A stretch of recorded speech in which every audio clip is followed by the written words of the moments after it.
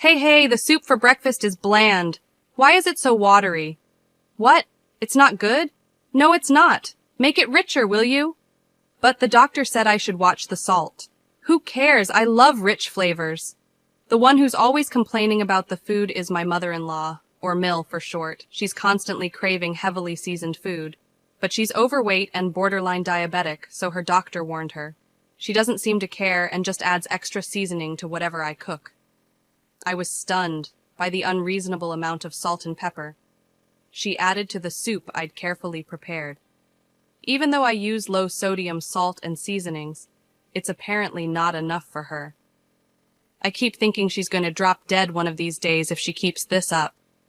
To be honest, I wouldn't be heartbroken if she did. Mill seems to live for giving me a hard time. All she does is complain and act spiteful towards me.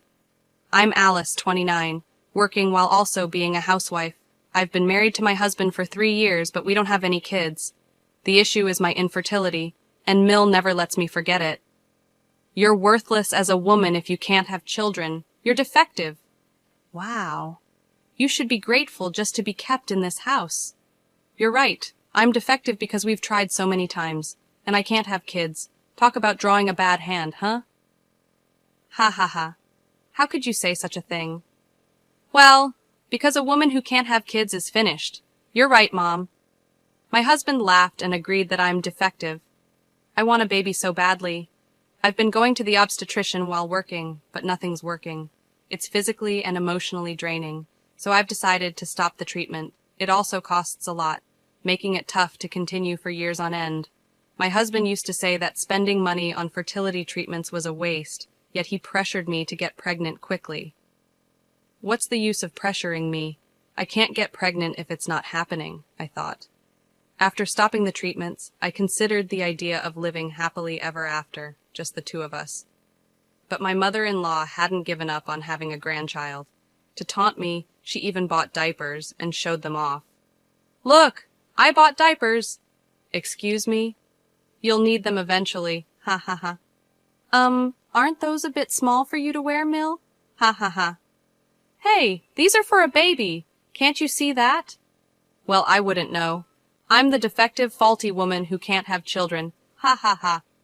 That's enough. Angry, my mother-in-law stormed off to her room. Thank God, I thought, already exhausted from work and not in the mood to deal with her snide comments any longer. She must really have nothing better to do than to make my life miserable. We had moved in with my in-laws after my father-in-law passed away a year ago. My mother-in-law was devastated then. Around the same time, she was warned by her doctor about her risk of diabetes. That's why we moved in. My husband wanted to be there for his mom. But despite her diabetes, she's fine. As long as she takes her medication and eats properly, there's nothing to worry about. Well, considering she neglects her meds and eats whatever she wants, her condition will probably get worse sooner or later. Even if that's the case, I really don't want to be the one to take care of my Mill. I'm still working and super busy. Taking care of in-laws in my 20s? No, thank you. The next day was my day off, so I was doing house chores. My mother-in-law, who usually just lounges around, eating snacks on the sofa, suddenly stood up and walked into my room. I didn't want her in there, but my hands were full, so I just let it be. I cleaned your room for you. Ha ha ha. Oh, thank you. I sense something fishy here. I should switch rooms with my husband. You know, if you leave in such a messy room, you'll get bugs. Ha ha ha. But it suits you, ha ha. Uh-huh. Go on, enjoy your clean room. Sure, thanks. My mother-in-law seemed to think I was grateful, which made her behavior even more suspicious. I had a feeling she was up to no good. That night, I decided to sleep in my husband's room. He's been away on business since yesterday, so he won't know. Even if he finds out, I knew he wouldn't get mad, so I made my choice. I work as a nurse with irregular hours, so we have separate bedrooms. Part of it is that our relationship has cooled off, but mostly it's because I don't want to disturb him when I work night shifts. I waited until Mill went to her room and then went to my husband's room. All right, mother-in-law is in her room. Time for me to sleep too. And so I slept there for 2 days. My mother-in-law seemed suspicious because I looked too cheerful. She started asking weird questions. Don't you feel any pain or anything? Huh. What do you mean? Oh, never mind. Was there something you were suspecting? Avoiding eye contact, my mother-in-law ate her meal alone. I had the night shift that day, so I planned to relax at home before heading to work. Taking it easy isn't an option for me, since my Mill never lifts a finger around the house. She loves bossing me around, all while lounging on the couch, snacking, and reading Japanese comics aimed at women. She's probably reading and scheming what she can do next to make her annoying and bratty daughter-in-law cry. I saw the cover of her comic. It was sloppily translated into English as Epic Mother and Daughter-in-Law Swamp Battle. Couldn't help but roll my eyes at her choice of reading. Eventually, my husband got back from his business trip, but it was already 10 p.m. Ugh, I'm exhausted. I'm hopping in the bath. Sure, I'll heat it up for you. Have a beer in the meantime. Thanks, I will. Wait, it's not safe to drink alcohol before a bath. Fine, I'll go for a non-alcoholic beer then. He reluctantly drank a non-alcoholic beer because I warned him about the risks of mixing booze and hot water. You'd think he'd know better. Even saunas have signs warning against entering if you're drunk. But no, common sense isn't so common for him or my mother-in-law. After that, my husband took his bath and sang loudly. We live in a single-family home, but singing at this hour, our neighbors won't be pleased. La la la la la. Hey, you're too loud. Shut it! You're the one who's loud. I warned you quietly, so stop singing already. My Mill came into the bathroom area to chime in. Watkin is just trying to have a good time singing. What's the problem? What? You really don't know how to treat your husband, do you? Always so inconsiderate and full of complaints. Hey, I'm not the one constantly complaining, Mill.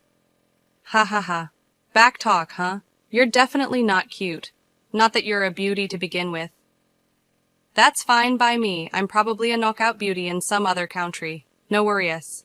Ha ha ha. After that, my husband got out of the bath and started drinking. It was already 10:30 p.m., and I needed to leave for the hospital where I work. Even though it's nearby, there's a lot to do, so I need to leave early. Oh, by the way, I've been sleeping in your room. Would you mind sleeping in mine tonight? My clothes are everywhere. Sorry. Sure. Doesn't matter to me. All right, I'm off then. Take care. I told my husband quietly, so Mill wouldn't hear. As I was about to grab my bag and leave, I heard my husband's loud groan. Ah! Ah! What? What the? Watkin? He was curled up on the floor, clutching his leg and moaning. He looked to be in a lot of pain. Mill's face went pale, and she started to panic. What's going on? Speak! He couldn't say a word. No matter what I asked, there was no response. I thought I needed to do something, but then I noticed something strange. The floor was unusually slippery. I was wearing socks, but it was so slippery that I felt like I could fall. What the heck is this? Ah! Watkin! Mill, what on earth did you do? I didn't do anything! It's not my fault! Blaming my Mill right now wouldn't solve anything, so I immediately called an ambulance. My husband was taken straight to our hospital, and work was the last thing on my mind. He kept clutching his leg even after we arrived, visibly sweating in pain. You could tell it was serious. Ow, it hurts. So bad. Watkin, hang in there. Please, help me. Thankfully, a doctor was able to examine him, and it seemed like he felt a bit relieved. His leg was indeed broken, just as we suspected. He probably twisted his ankle the moment he slipped on that slick floor. It was a 5th metatarsal fracture, so it all added up. His foot was visibly swollen. Typically, people fracture this bone by tripping or putting all their weight on it. Speaking from experience, I twisted my ankle falling downstairs years ago. I heard a loud snap, and the pain was unbearable. I was also diagnosed with a 5th metatarsal fracture.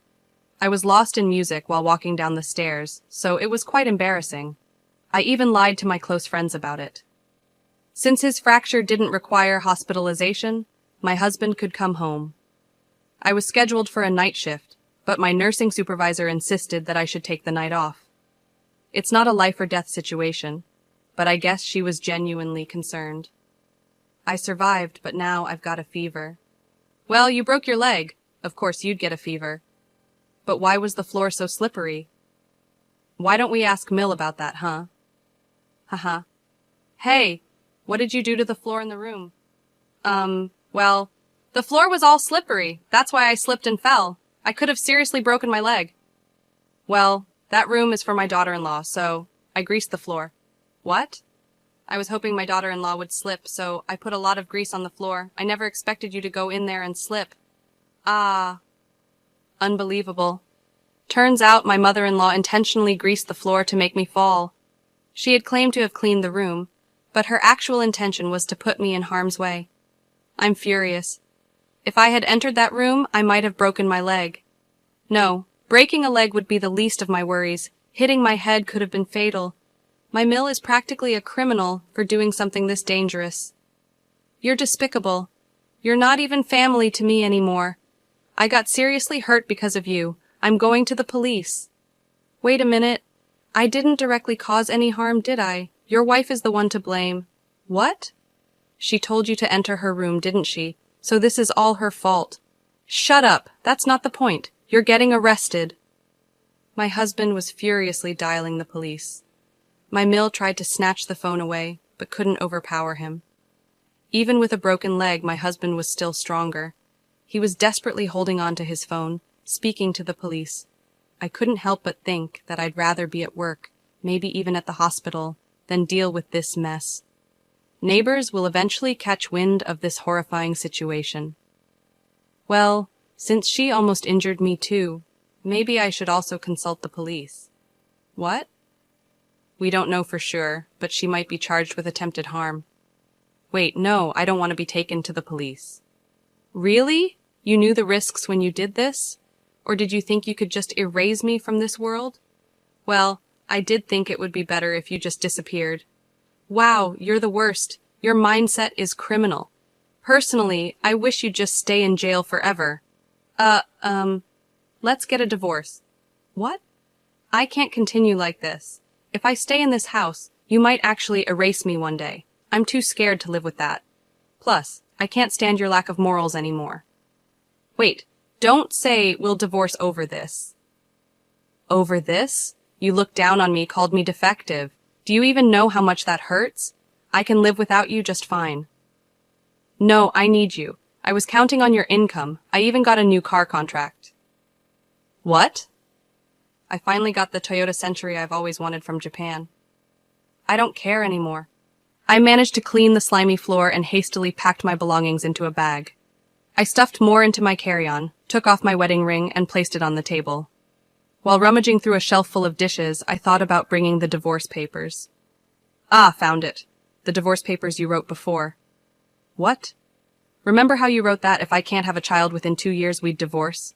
Thanks, I can't have children now, so let's divorce. You must feel relieved now. Wait, what about the loan for my Century? Who cares? I left the house and headed straight to the hospital. The compassionate charge nurse didn't probe when I showed up at the hospital. She seemed to sense I had my reasons. I'm a nurse, so I can support myself without relying on a husband. I wondered why I put up with being treated like a servant in that awful in-law family, enduring their snide comments. I started to feel like the whole situation was ridiculous, so I decided to focus solely on my job and stop dwelling on it. The next morning, I filed for divorce. He's now my ex-husband. Given the emotional pain he caused me, I consulted a lawyer about getting compensation. In the end, my ex-husband had to pay me, and I couldn't help but think, serves you right. Ever since the police got involved, it seems the neighbors have been giving my mother-in-law the cold shoulder. Because she blabbed about why my ex-husband broke his bone, everyone thinks she's a terrible parent. Understandably, my ex-husband no longer wants anything to do with her and seems to have kicked her out. Though there is some kind of survivor's benefit program, it doesn't pay much. She's been crying that living alone is impossible. She loves to eat, and because of her, our grocery bills were outrageous. So, living on just the survivor's benefit would mean a very modest lifestyle. As for my ex-husband, I don't care what happens to him anymore. He said something about taking out a car loan, but I have no idea what happened with that. I assumed he wouldn't be able to afford it on his salary. He took me for granted and thought I would contribute money too, which annoyed me so much. Even though he's not particularly wealthy, he's the type to buy a new car without thinking. Later, I started dating a doctor at the hospital, and 2 years after that we got married and were blessed with a child. which felt like a miracle after all I'd been through. From now on, I'm committed to doing my best for my family,